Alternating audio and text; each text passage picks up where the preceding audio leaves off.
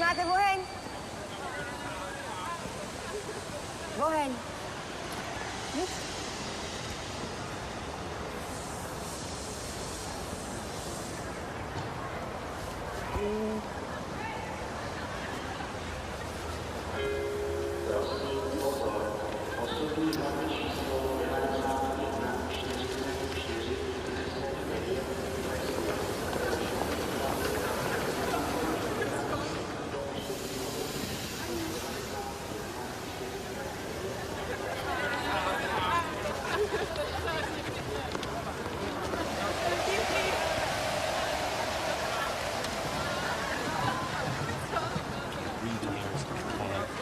Now I got these college kids like a discotheque. Listen. I'm sorry. You are a nice boy, but I'm too beautiful for you. Goodbye, Brad from America. You want one more kiss before I go? Are you kidding?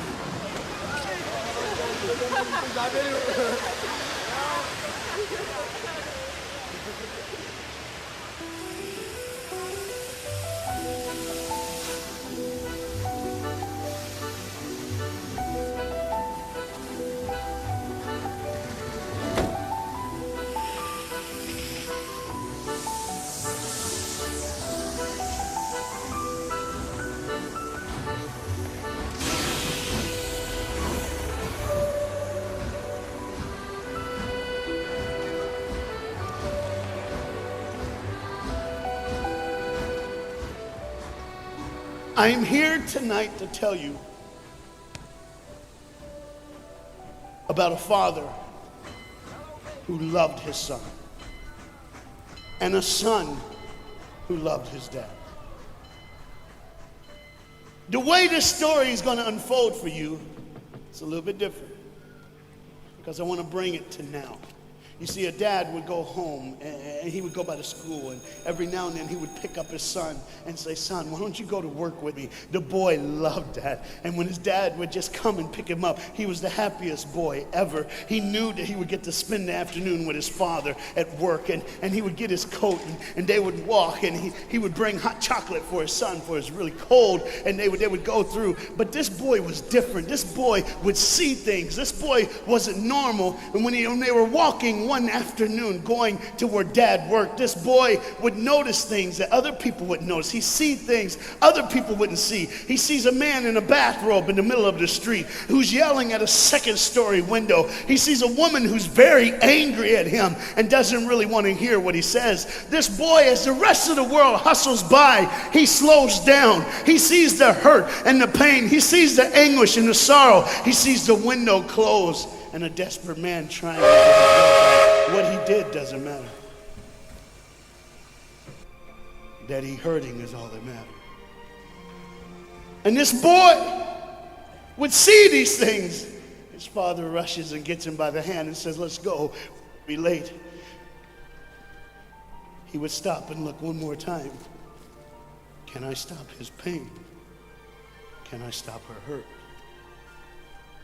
But the boy loved his father. They would go and they would catch the trolley. I think that's what you call it here. We call it a tram. Yeah, I don't know the words, but he would get on there with his dad, and the boy would just notice people. He would look, and that day, one particular, he noticed something as he got on the train. To explain something, as you can hear, there's a train coming, and I got to get through this before the train gets here. He saw a man, he saw a woman. He saw that the man seemed very happy and the woman seemed very sad, and he couldn't understand why they could be together and one be happy and the other be sad. He couldn't understand that, but the little boy knew that there was something wrong. He had this feeling, this instinct that was amazing, how he cared for other people, but he loved none other than his father. He knew his daddy loved him, and as he watched the world and their hurt and their pain, he knew that he would always have a father. But even notice this, I need you to understand as you hear this story and get involved in the life of this man and his son,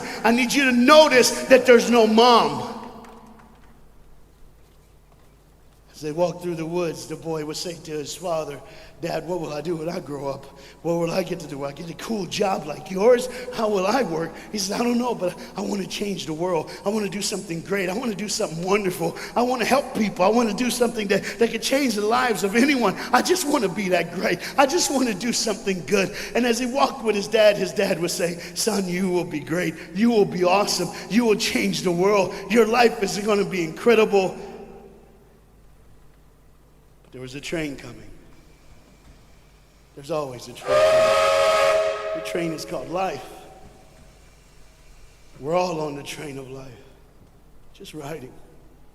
Whether we realize the truth or not, whether we realize what's happening or not, we're all on that same train tonight. Only God has saw it fit for us to be in the same room, in the same car, for such a time as this. When they get to the edge of the train track, he could see where his father worked. You see the bridge? That's what his dad did. You see, the bridge was very, very important. Boats needed to come to the harbor to get off their goods so they could make money. But trains were coming with people going from one town to the next. Not many cars in Europe, so they couldn't use a lot of that. So many people, not enough roads, so everybody used that train to get from the town to town to get to work and to get home. And one day the train was coming by. What you have to understand is that boy loved going to work with his dad. He would stay right by the river's edge, and he would do what he loved to do the most. Let me explain that. He loved to fish. Anybody like to fish here? Oh, all the guys go, The dad looks at his boy and he says, son, now remember the rules. You got to stay right here because I can see you from the window right here. Don't get out of the sight of this window because you got to stay there so I know you're safe. Catch you something good to eat. But as you can hear, the train's coming. The father's job was cool. If I wasn't a preacher, I wouldn't mind doing that. Get to work. Get grease on you. Even if you didn't have to, you just squirt it on you like you feel like you did something. That's what I would do. There was a boat coming in the harbor. Timing is very essential. I'll go ahead and give you the key. The key is this. There's always a light. Everybody say light. Say it again. One more time. There's a light that the train conductor needs to see. If that light is green, he can go. If it's red, he must stop. You see, God has given us road signs in our life that we must read. Lines that tell us to go and lines that tell us to stop. Whether we read those and believe them or not is up to us. That's why some of you have fallen and you cannot get up. But tonight, that's why I'm here. The boat needed to come through, so he called, and the man said, okay, I got time. It's a long time before the train should come. So he pulls the lever, as you just saw, and the big, huge stone steel bridge, the gears started turning. They started cranking the steam. All of a sudden, gears are moving, and that big, huge bridge is just starting to go up. As it rises higher and higher, he has to watch and make sure everything's set, everything's good, everything's fine. As he looks out the window, he could see everything, but the dad, being a good dad, keeps one eye on his work, but the other eye on his baby. One eye on the world, but the other eye on his children. You think God doesn't know where you are? He keeps one eye on his world and one eye on his child. No matter what you've done or where you've been, it's one eye on the world, but the other eye's on you. He's watched you and he's kept you. Even though your train is coming down the track, he understands that. And even though sometimes, I don't want to get ahead of myself. See the red light? He didn't see it. So many times we don't see the red light. See, to just say the train was early. The boy can hear and see the steam. And he looks and says, Daddy, the train. Daddy, the train's early. Daddy, you got a daddy. Hey, Daddy, the train. Daddy, the train's coming. But the dad was looking at the gears, making sure he had enough oil, making sure there was enough steam to get the bridge back down for the train. And the boy knew one thing. Now listen, the boy knew that his dad one time showed him where the trigger was. It was a red lever. If he pulls it the train bridge would collapse down fast and the train would be able to come across. All the boy knew was there were people on that train. There were people that needed to be saved. There were people that had, some of them just with their friends having a good time, like everything's fine. They did not know that the bridge was up. They did not know what was coming. They're just living their life like you and me, just going down the road, just being our own thing, doing our own thing. And the dad all of a sudden hears the train coming. He looks and then he said, oh, my son. He looks out and his boy's gone. He's like, oh my God, where's my son? Where's my son? He got to figure out. He looks back just in time to see his son trying to save the day. All he had to do was pull that lever. He reaches in to pull it, and the boy pulls too far, and he falls in the hole. Now it's on the father. And God the Father, did you hear me? God the Father has to make a choice. It's his now. Do I save my son, or do I save the world? But they don't even know. They don't even know. The greatest decision of his life. He could blame it on them not seeing the red light. He could blame it doesn't matter anymore. Pull the lever, save the world. Leave it up, save your son. For God so loved the world that he gave his only son.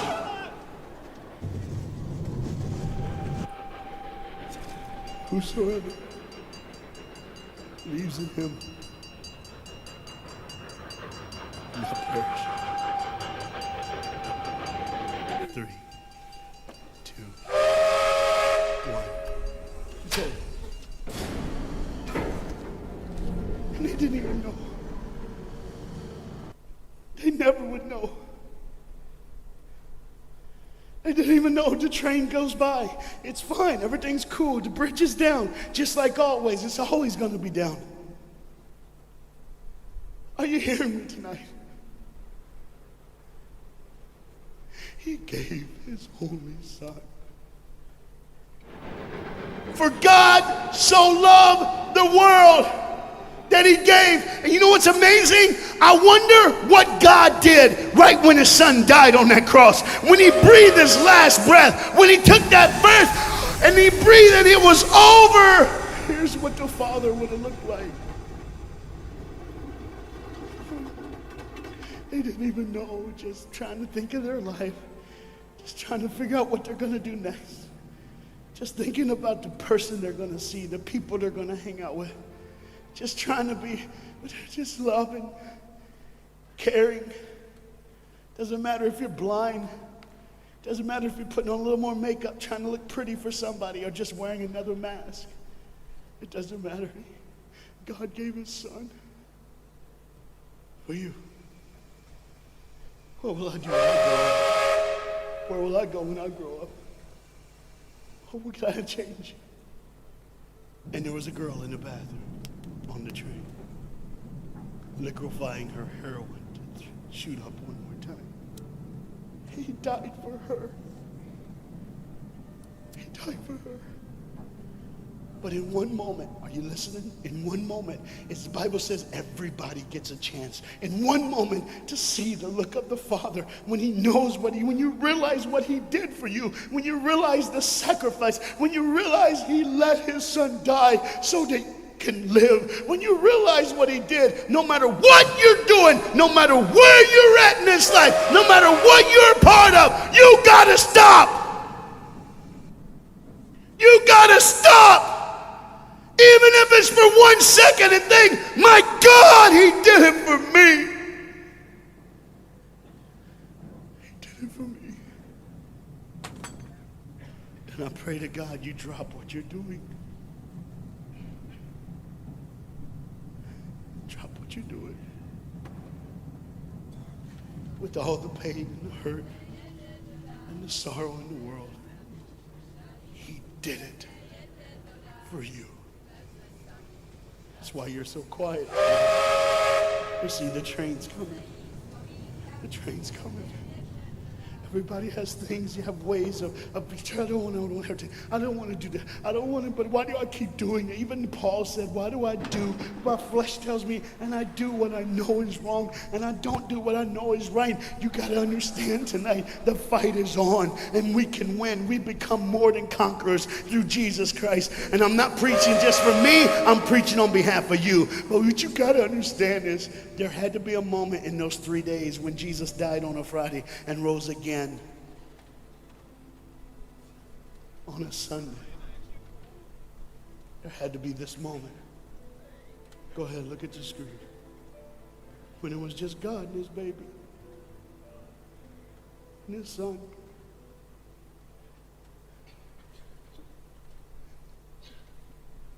Every sin that's ever been committed in this earth is rolling through your mind right now. I'm here to tell you that as the sun sets in the afternoon, the sun will rise again. And when the sun rises again, you cannot change your past, but you can change your future. You see, it's always a different day. One day someone lives, the next day they die, the next day you wake up and you're still living. You're like, why am I going to live? Why does this have to be my turn? Why can't I? You can just preach. I could have stopped, but I need you to see the whole picture here. You see, because when God the Father gave his only son, when Jesus Christ breathed his last breath and he died, he did it in a way that you can never ever say, you don't know me, you don't understand me, God don't understand my pain, God don't understand my sorrow. You see, that's the very train that boy was on. That's the very train that he was on. And as this dad remembers, look real close. You see the pictures of the people? Bam, there they are. But there's somebody added in the picture, isn't it? Bam, there they are. Do you see who's added in it? In every face of every person, Jesus is in their life. Why? Because when you're the greatest sacrifice, you always end up in everyone's life, no matter where they are, who they are. He did it so that you can say he was there all the time, waiting patiently in line. Jesus Christ was there all the time. And the train keeps going. The train keeps coming. Train keeps moving. People keep living and people keep dying.